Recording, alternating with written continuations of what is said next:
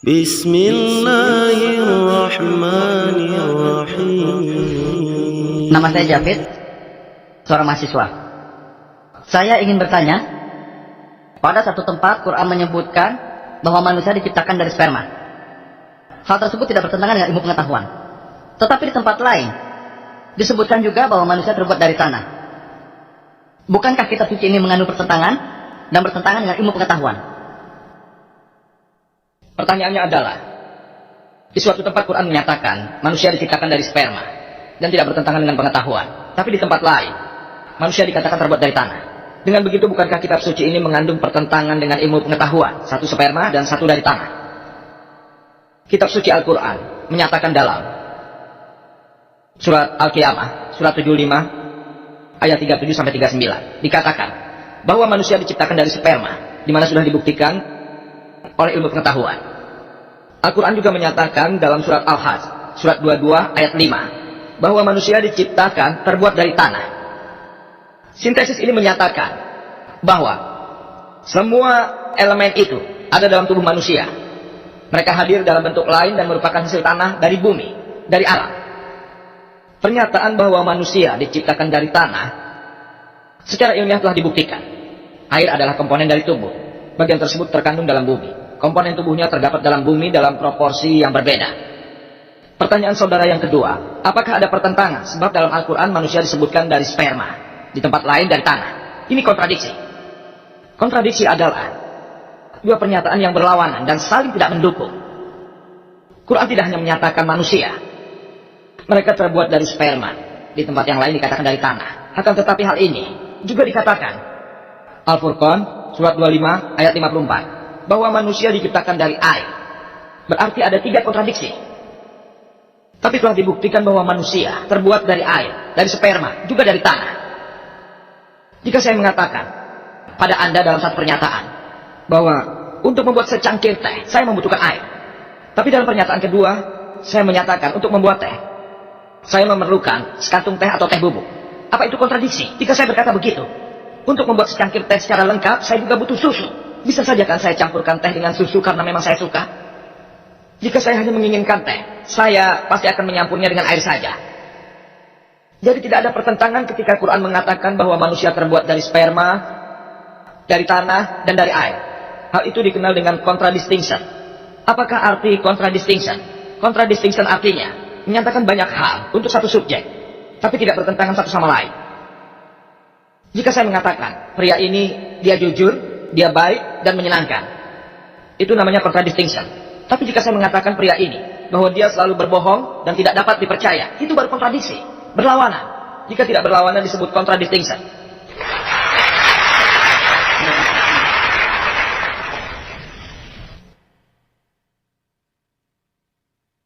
Pertanyaan selanjutnya dari para wanita. Assalamualaikum saudaraku, nama saya Farida Sari. Saya seorang laboran. Quran menyatakan bahwa Allah adalah pencipta manusia. Apakah ilmu pengetahuan sepakat? Saya ulang pertanyaannya. Quran mengatakan bahwa Allah Subhanahu wa Ta'ala adalah pencipta manusia. Apa ilmu pengetahuan sepakat? Al-Quran telah menyatakannya sebanyak 7 kali. Salah satunya adalah surat Al-Mu'minun, surat 23 ayat 14, bahwa Allah adalah pencipta terbaik. Kita membuktikan secara ilmiah bahwa Allah adalah pencipta. Quran memberikan jawabannya. Quran memberikan jawaban dalam At-Tur, surat 52 ayat 35. Pertanyaan kepemilikan. Apakah mereka diciptakan tanpa sesuatu pun? Kata Arab yang digunakan dalam kitab suci Al-Quran yang berarti pencipta adalah hal. Ia berasal dari kata Arab halaka. Kata halaka dalam bahasa Arab memiliki 4 arti. Arti pertama, menciptakan sesuatu dari ketiadaan. Hal ini tidak ada perumpamaan, hanya bagi Allah Subhanahu wa Ta'ala. Arti halaka yang kedua adalah menciptakan sesuatu yang baru dari sesuatu yang sebelumnya. Arti ketiga halaka adalah menjalankan suatu perencanaan. Dan arti terakhir adalah memperhalus. Quran memberikan pertanyaan dalam At-Tur, surat ke-52 ayat 35, apa kamu tercipta dari yang tidak ada? Jawabannya negatif, bukan. Kalian bukan diciptakan dari sesuatu yang tidak ada. Pertanyaan selanjutnya, apakah kamu pencipta itu? Atau apakah kita pencipta? Kita tahu dengan pasti manusia tidak dapat mencipta manusia. Jika manusia bisa, saat dia meninggal, dia bisa langsung hidup kembali. jika dia meninggal, dia dapat kembali hidup. Anda tidak dapat menciptakan makhluk lain, bahkan lalat sekalipun. Itulah manusia. Apa kita juga bisa membuat organ tubuh penciptaan, seperti testis atau ovarium? Itu adalah organ tubuh penciptaan. Kita mengatakan bahwa testis, uterus, dan lain-lain adalah alat reproduksi. Alat-alat reproduksi. Kemudian mereka bereaksi menjadi sistem, program reproduksi. Jawabannya negatif. Quran memberikan pertanyaan lagi dalam Al-Waqiah surat 56 ayat 58 dan 59. Apakah kau tahu mengenai sperma yang kau pancarkan? Apa kau penciptanya atau kami penciptanya? Begitulah. Semua pertanyaan Quran yang seperti ini jawabannya negatif. Beberapa orang berkata, ini karena waktu. Kita tercipta karena kemungkinan secara alamiah. Jadi manusia tercipta terjadi begitu saja. Mari kita analisis secara ilmiah bahwa manusia dapat tercipta begitu saja. Molekul protein, struktur yang sangat penting bagi sel. Sangat penting. Sangat penting karena ia merupakan bagian dari sel. Molekul protein terdiri dari 5 elemen. Karbon, nitrogen, oksigen, hidrogen, dan sulfur. Dan terdapat puluhan ribu atom yang diperlukan untuk sebuah molekul. Satu atom terdiri dari 5 elemen. Karbon, nitrogen, hidrogen, oksigen, dan sulfur. Terdapat puluhan ribu atom yang diperlukan oleh sebuah molekul. Dan ada kira-kira 92 elemen bebas. Kesempatan dari ke-92 bertemu dengan 5 elemen dalam puluhan ribu atom untuk membentuk satu buah molekul protein. Telah dihitung oleh Frank Alien. Dia mengatakan kesempatannya adalah 1 banding 1 kali 10 pangkat 260. Apakah Anda benar-benar mengetahui apa yang telah dikatakannya itu? Jika saya berkata 1 banding 10 pangkat 2, artinya angka 2, 0, 1 dibanding 100, berarti 0,01%. Jika saya berkata 1 banding 10 pangkat 3, artinya 1000, 1 dalam 1000, berarti 0,001%. Jika saya katakan 1 banding 10 pangkat 4, artinya 1 dalam 10.000, 0,001%. Jadi, jika 1 dibanding 10 pangkat 260, artinya 0,0000260 baru 1. Dalam matematika dikatakan, jika 1 dibanding 10 pangkat 50, nilainya adalah 0. Ingat lagi, kita masih berbincang tentang satu molekul. Dan kebutuhan molekul ini benar-benar telah dihitung oleh orang lain yang bernama Charles Guy. Menurutnya, diperlukan banyak sekali galaksi, jutaan galaksi diperlukan untuk hal tersebut. Jutaan galaksi ini diperlukan hanya untuk membuat satu molekul protein. Dan perhitungan ini telah dilakukan oleh Charles Guy. Waktu yang diperlukan untuk membuat satu molekul adalah 1 kali 10 pangkat 243 tahun. Itu artinya 260 kali 0 tahun yang diperlukan untuk membuat satu protein molekul. Apakah Anda tahu berapa molekul dalam satu sel? Apakah Anda tahu berapa sel yang diperlukan? Jumlah sel dalam tubuh manusia. Ada lebih dari 6 miliar molekul dalam satu tubuh bayi. Dokter yang mengatakan itu. 6 miliar. Dalam satu molekul terdapat 1 banding 10 pangkat 260. Kesempatan dengan waktu 1 kali 10 pangkat 243 tahun. 6 miliar molekul dalam seorang bayi. Bayangkan, berapa lama seorang ibu harus hamil? Ada jutaan wanita yang hamil dalam satu waktu. Padahal diperlukan 9 bulan. Jadi kesempatan untuk terbentuk bayi adalah 0,000. Tidak ada kesempatan. Itu tidak dapat dihitung dengan kesempatan. Hal ini haruslah diprogram oleh sesuatu. Harus ada sesuatu. Sesuatu kekuatan super di sini. Seperti saya katakan di awal tadi, ilmu pengetahuan tidaklah menghilangkan Tuhan, tapi menghilangkan model dari Tuhan. La ilaha illallah. Terima kasih.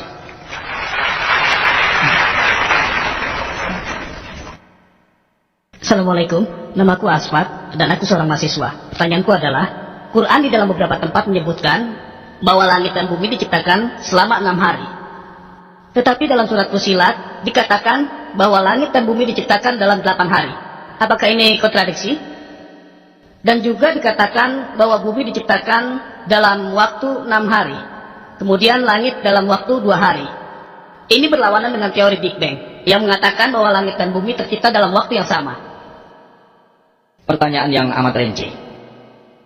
Quran menyatakan bahwa langit dan bumi diciptakan dalam 6 hari. Dalam surat Fusilat, langit dan bumi diciptakan dalam 8 hari. Apakah ini kontradiksi? Juga apakah ini berlawanan dengan teori ledakan besar? Saya setuju dengan Anda. Surat Al-A'raf, surat 7 ayat 54. Dalam Yunus, surat 10 ayat 3. Dalam Hud, surat 11 ayat 7. Dalam Al-Furqan, surat 25 ayat 59. Sajadah, surat 32 ayat 4. dalam Al-Hadid surat 57 ayat 4, di beberapa tempat Quran mengatakan bahwa langit dan bumi tercipta dalam waktu hanya 6 hari. Dalam kata yaum ini, bukan hari, tapi periode yang sangat panjang. Secara ilmiah saya tidak keberatan. Saya juga setuju Quran mengatakan tentang bagaimana langit dan bumi ini diciptakan. Semuanya dikatakan di sana. Surat ke-41 ayat 9 sampai dengan 12. Mengatakan, patutkah kamu kafir baginya pada yang menciptakan bumi dalam waktu 2 masa, dan kamu adakan sekutu baginya. Demikianlah Tuhan, pencipta alam semesta. Kemudian lagi, Dia menciptakan gunung-gunung yang kokoh di atas bumi. Dia menentukan kadar makanan-makanan penghuninya dalam 4 masa. Pada ayat ke-11, menyatakan kemudian Dia menuju kepada pencipta langit, masih merupakan asap. Dia berkata padanya dan kepada bumi, datanglah menurut perintahku dengan suka hati atau terpaksa. Lalu keduanya menjawab, kami datang dengan suka hati. Ini terjadi dalam 2 hari. Jika Anda membaca begitu saja, tanpa berpikir, 2 tambah 4 tambah 2 menjadi 8. Quran memberikan jawabannya. Jawaban yang kedua ini digunakan oleh orang-orang yang menyekutukan Tuhan. Allah Subhanahu wa Ta'ala mengetahui bahwa orang-orang ini akan menyerang Al-Quran dengan keseluruhan angka ini, dan sekarang mereka kita kenal sebagai orang yang musyrik. Hari ini, angka ini telah digunakan oleh orang-orang Kristiani untuk melawan Muslim. Jika Anda pergi ke suatu tempat, pertanyaan ini pun ada di sana. Misionaris Kristen mengeluarkan pertanyaan ini. Quran menyatakannya, sudah memperkirakan bahwa hal ini akan diungkit, dan orang-orang inilah yang menyekutukan Tuhan. Mari kita cermati. Pertama, 2 ayat dalam Fusilat, surat 41 ayat 9 sampai 10. Dikatakan bahwa bumi diciptakan dalam 2 masa. Lalu gunung-gunung diciptakan di atasnya, dan Dia menentukan kadar makanan penghuninya dalam waktu 4 masa. Jadi 2 hari menciptakan bumi, lalu 4 hari gunung-gunung. Jadilah 6 hari. Ada kata dalam bahasa Arab summa. Kata summa ini memiliki 3 arti, yaitu kemudian, lagi pula, dan juga bisa berarti simultan. Saya tahu beberapa terjemahan mengambil kata kemudian sebagai arti dari summa. Jika kata summa diartikan kemudian, akan ada kontradiksi.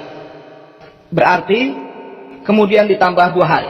Artinya 2 ditambah 4 tambah 2 menjadi 8 hari. Akan tetapi kata yang sebenarnya, summa seharusnya diterjemahkan dengan arti lagi pula atau simultan. Alhamdulillah Abdullah telah menerjemahkan kata summa dalam ayat dengan benar, yaitu simultan. Jika summa diterjemahkan dengan arti lagi pula atau simultan, maka bumi dan gunung-gunung diciptakan dalam 6 masa. Secara bersamaan, langit diciptakan dalam waktu 2 masa. Contohnya, saya membangun sebuah bangunan. Di situ, saya membangun bangunan bersamaan dengan komponen lain di sekelilingnya. Misalnya dalam waktu 6 bulan. Para pekerja bangunan itu meminta tambahan 2 hari. Mereka mengatakan, kami memerlukan waktu tambahan 2 bulan untuk menyelesaikan bagian dasar bangunannya saja. Dan 4 bulan untuk bangunannya. Ya, untuk bangunannya. Tapi dalam waktu yang bersamaan, saya membangun dasar dan bangunannya. Di mana orang itu membangun dalam waktu 6 bulan, tapi saya membangun hanya dalam waktu 2 bulan. Itu tidak mungkin. Tapi tidak bertentangan. Diperlukan 6 bulan mirip dengan yang dinyatakan di dalam Fusilat ayat 9 sampai dengan 12. Dinyatakan bahwa saat bumi dan gunung-gunung diciptakan dalam waktu 6 masa, secara bersamaan langit diciptakan dalam waktu 2 masa. Tidak ada pertentangan. Hal ini juga serupa dengan ilmu pengetahuan mengenai penciptaan, tentang diciptakannya langit dan juga gunung-gunung. Tidak ada kontradiksi. Ini juga dinyatakan dalam Al-Baqarah surat kedua ayat 29. Allah menciptakan bumi, summa menciptakan langit. Tapi sayangnya di sini Abdullah salah menerjemahkan kata summa sama dengan yang lainnya. Surat kedua, surat Al-Baqarah ayat 29, summa di sana diterjemahkan dengan kata kemudian. Allah menciptakan bumi, kemudian langit. Muncul kontradiksi. Karena summa di situ seharusnya diterjemahkan dengan kata secara bersamaan. Jika Anda menerjemahkannya dengan kebersamaan, tidak ada kontradiksi. Dalam teori Big Bang juga dikatakan bahwa langit dan bumi terbentuk secara bersamaan. Tidaklah aneh. Quran menyatakan di beberapa tempat, kami menciptakan langit dan bumi. Di tempat yang lain, kami menciptakan bumi dan langit. Buktinya, dalam Quran surat Al-Anbiya surat ke-21 ayat 30 yang berbunyi, afalam yarul lazina kafaru annas samawati wal ardo kana zarat kafataknahuma. Langit dan bumi keduanya dulunya padu, kemudian kami pisahkan antara keduanya. Terima kasih.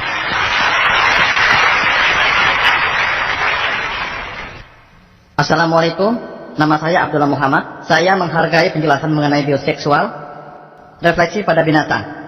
Pertanyaan saya adalah, dapatkah Anda membuktikan perubahan kedua jenis kelamin ini pada binatang maupun tumbuhan dengan perubahan nutrisi dan lingkungan dengan esensi yang kronis. Saya juga merupakan bagian produksi pembuktian tanpa formalization. Saudara Abdullah, pertanyaan Anda bagus sekali. Terima kasih. Bahwa ilmu pengetahuan perlu bukti. Pembuktian bahwa tumbuhan dapat berpindah. Saya juga dapat membuktikan pergerakan dari pisang dan pepaya, tumbuhan bioseksual. Jika Anda mendengar pernyataan saya sebelumnya, bahkan tumbuhan bioseksual sekalipun, mereka memiliki karakteristik melantima. Dari beberapa pertanyaan pembuktian, jika Anda menganalisa buah adalah hasil dari reproduksi. Apakah hasil dari reproduksi adalah tanaman berbuah? Tanaman berbuah, tahap sebelum buah adalah bunga. Sebelum buah adalah bunga melantima, putik dan benang sari. Hanya jika serbuk sari masuk akan menghasilkan buah, dan kemudian buah menghasilkan biji. Ini dikenal sebagai buah Parthenocarpus. Dalam hal ini, bahkan dalam tahap melantima, dalam Quran dinyatakan dalam surat Araf surat ke-13 ayat 3, bahwa Allah menciptakan buah berpasang-pasangan. Terima kasih. أعوذ بالله من الشيطان الرجيم بسم الله الرحمن الرحيم